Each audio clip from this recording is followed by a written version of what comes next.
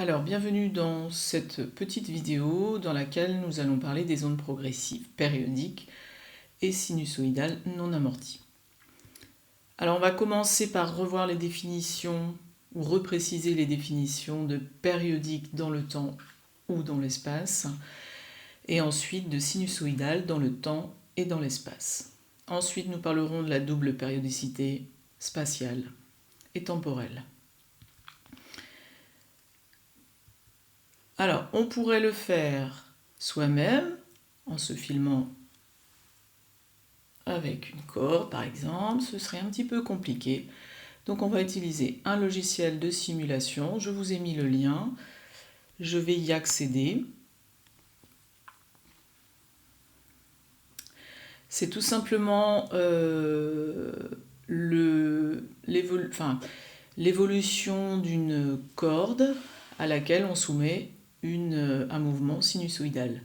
Donc c'est marqué ici cas d'une onde sinusoïdale le long de la corde, d'une corde. Donc vous voyez ici donc le mouvement d'une source qui va de bas en haut, ce qui engendre le mouvement de l'ensemble des points de la corde. Donc ce que l'on va avoir, c'est ce que je vais préciser tout de suite. En ordonnée, vous allez avoir l'évolution de la position des points de la corde. Et en abscisse, eh bien, il y a deux possibilités. Soit ça va être la périodicité dans l'espace, et auquel cas vous avez en ordonnée, en abscisse, la position des points de la corde, donc une distance, on va dire, en centimètres ici, ou alors on peut avoir l'évolution d'un point dans le temps. Donc je reviens à ma présentation. Donc voilà ce que vous avez obtenu. Ce que je vous disais il y a un instant, en ordonnée, vous avez ce que l'on appelle, je vais le préciser après, vous avez donc une ordonnée, une abscisse. En ordonnée, vous avez une grandeur que l'on appelle l'élongation, c'est-à-dire l'évolution de la position des différents points de la corde. Et en abscisse, vous avez deux possibilités, c'est-à-dire que vous avez deux représentations possibles. Soit ça va être une représentation spatiale, auquel cas ça veut dire que vous prenez une photo, c'est comme si vous preniez à un instant T donné fixé une photo de la corde. Vous prenez une photo, auquel cas dans ces cas-là, en abscisse vous avez X en centimètres, en mètres, peu importe. L'autre possibilité, ce sera une représentation temporelle, auquel cas vous allez avoir toujours l'élongation, mais cette fois c'est l'élongation en fonction du temps d'un point. Donc la représentation spatiale. Donc je reprends l'image de la simulation. Le temps t est fixé. C'est comme si on avait une photo de la corde. Et l'élongation y de chaque point va dépendre de sa position x sur la corde. On constate qu'elle se répète à intervalles réguliers. Et donc effectivement ici ça va être un intervalle de distance. Vous constatez qu'effectivement vous obtenez y égale f de x est une fonction sinusoïdale de la position finalement. Et donc l'intervalle ici, puisque vous allez avoir, tout comme vous avez vu en classe de seconde, un motif qui se répète, et donc la distance horizontale sur laquelle s'étale ce motif, c'est ce que l'on appelle la longueur d'onde lambda. On vous dit ici, c'est l'intervalle entre deux situations identiques consécutives. Donc voilà, vous voyez bien, ce point ici est à la même élongation que ce point ici. D'accord ? Donc là, vous avez un lambda, vous pourriez avoir 2 lambda, 3 lambda. Donc maintenant, on va s'intéresser à la représentation temporelle. Donc là, c'est ce que je vous disais tout à l'heure, un point est choisi. Donc x est fixé. Il va reproduire le mouvement de la source avec un certain retard. L'élongation de ce point va varier au cours du temps. Et là aussi, vous avez une fonction sinusoïdale du temps. Et à intervalle de temps régulier, le point va se retrouver dans des conditions identiques. Et donc ici, on va parler aussi de, de motifs élémentaires. Eh bien, la durée d'un motif élémentaire, ou comme indiqué ici entre deux situations consécutives, c'est la période t. Donc ça, c'est quelque chose que vous connaissez déjà.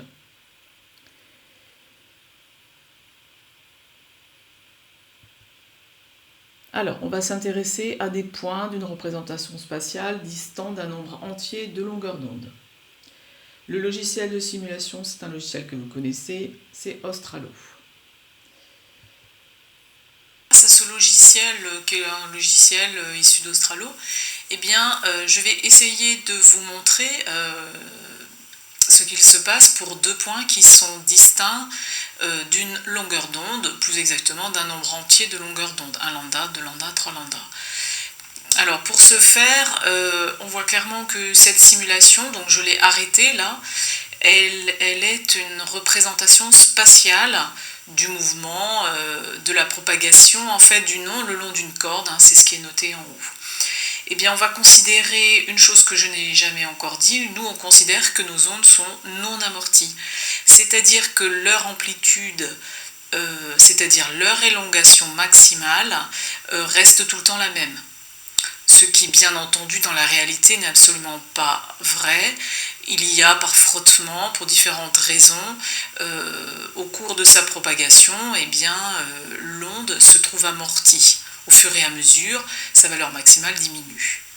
Alors, ici, je vais vous montrer un petit peu. Donc, j'ai déjà tout paramétré. J'ai choisi donc un signal, non pas, c'est pas un signal continu, c'est un signal qui se produit en continu, c'est-à-dire que c'est un signal périodique tout simplement. Contrairement au terme d'impulsion où là, eh bien, effectivement, j'ai en fait simplement une portion de la courbe qui se déplace de proche en proche. Alors, donc pour l'instant c'est arrêté. Je vais choisir deux points distants d'un nombre entier de longueur d'onde. Je vais commencer par une fois lambda. Donc j'ai choisi par défaut de me placer à un nombre à peu près entier, c'est-à-dire 5 cm ici, puisque vous voyez que l'axe est gradué en centimètres, l'axe horizontal. Eh bien, je vais me positionner à 1 lambda, c'est-à-dire je vais me positionner au niveau du point qui a la même élongation. Alors ici, il faut que je me repère, c'est bien celui-là. Vous allez bien regarder, quitte à prendre un crayon, vous mettez un crayon à l'horizontale, d'accord, et vous essayez de suivre à peu près le mouvement de ces deux points. Alors voilà, là je l'ai un petit peu mieux positionné peut-être. Soit vous le regardez, soit effectivement vous mettez un crayon. Si vous regardez, vous allez voir qu'aux erreurs de pointage près, eh bien ces deux points-là, ont la même élongation à chaque instant. Je peux arrêter. Voilà, ils se retrouvent dans le même état vibratoire. Aux erreurs de mesure près, hein, là je vois bien que ça monte un petit peu. Donc voilà, c'est-à-dire que finalement, deux points distants de lambda ont à chaque instant la même élongation. Maintenant, je vois ici que ma longueur d'onde a l'air d'être 17-5, c'est-à-dire 12 cm. Donc je vais faire 17 plus 12, je vais me positionner à peu près, ça fait 29, et je vais voir si c'est... voilà, ça a l'air d'être à peu près. Je me positionne, donc je repère, c'est le 1, 2, après les deux qui sont ici. Vous voyez bien, en fait, ils ne sont pas tout à fait pareils. Hein. C'est un petit peu plus loin, je pense. C'est plutôt celui-là. Je fais repartir. Vous faites la même chose que tout à l'heure. Là, j'ai deux points de... comment dirais-je, de mon milieu qui sont distants de 2 lambda, eh bien je constate à chaque instant, pareil, vous prenez un crayon, vous le mettez à l'horizontale, et vous allez constater qu'à chaque instant, eh bien ces 2 points sont situés, ont une élongation qui est exactement la même. D'accord? Je pourrais le faire pour 3 lambda, 4 lambda, etc. Alors maintenant un petit peu de vocabulaire. On va dire que ces 2 points à chaque instant ont la même élongation au cours du temps. On va dire qu'ils vibrent en phase. Pour vous le montrer, je vais simplement donc dans ma vidéo eh bien, prendre 2 photos. Donc à tout à l'heure.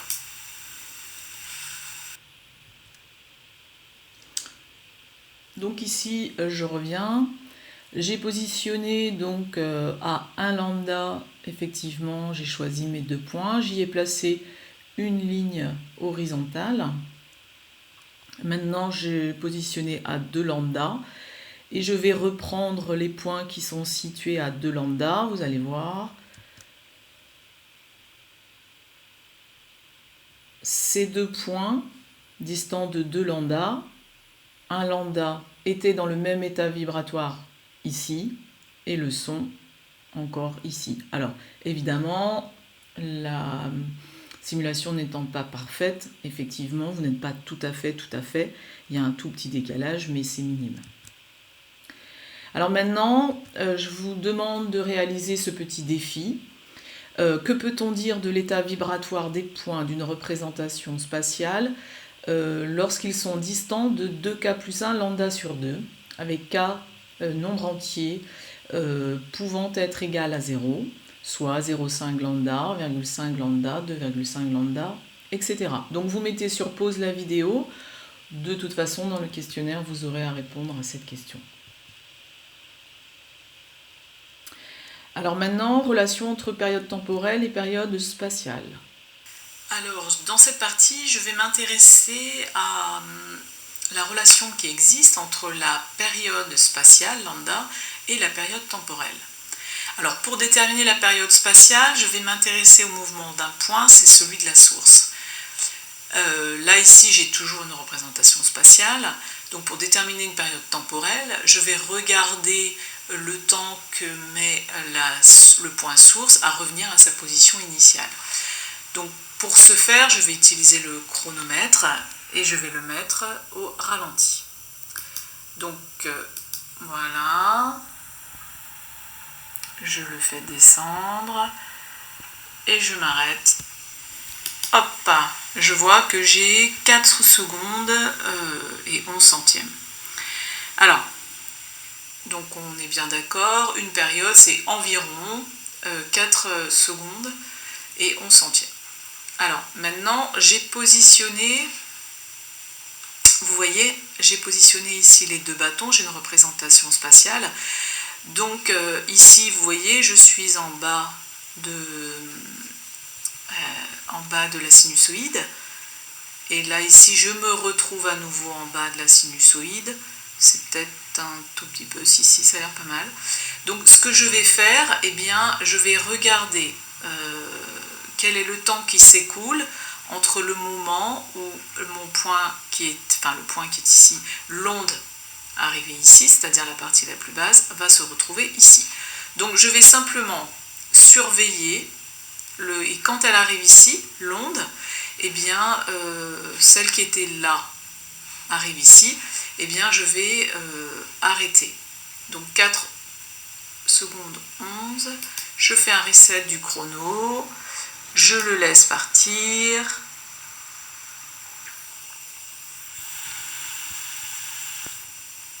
Hop, là je pense que je suis pas trop mal.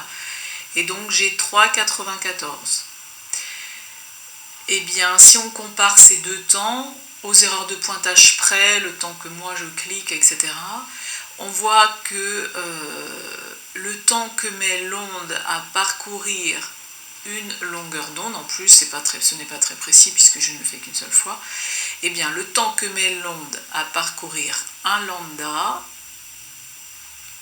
eh bien c'est la période temporelle.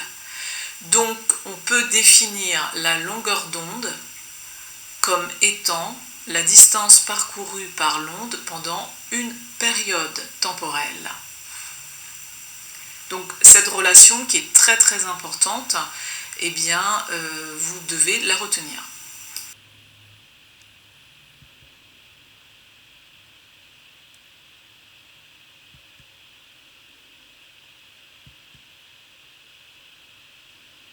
Donc voilà, maintenant je reprends ce que je viens de dire, c'est-à-dire quelle est la relation entre période temporelle, grand T, et la période spatiale. Eh bien, lambda étant la distance parcourue par l'onde pendant une période temporelle grand T, nous avons donc lambda égale V fois T, avec longueur d'onde en mètres pour lambda, période spatiale. V, c'est la vitesse de propagation de l'onde en mètres par seconde. Et ensuite, T, c'est la période temporelle, grand T. Donc je vous ai simplement ici à rappeler à l'aide des différents schémas. Donc là, c'est un lambda, il peut y en avoir plusieurs. Notez bien, ça peut vous servir dans les exercices, que lambda est aussi la plus petite distance séparant deux points qui vibrent en phase. Donc voilà, donc à bientôt, cette vidéo est terminée.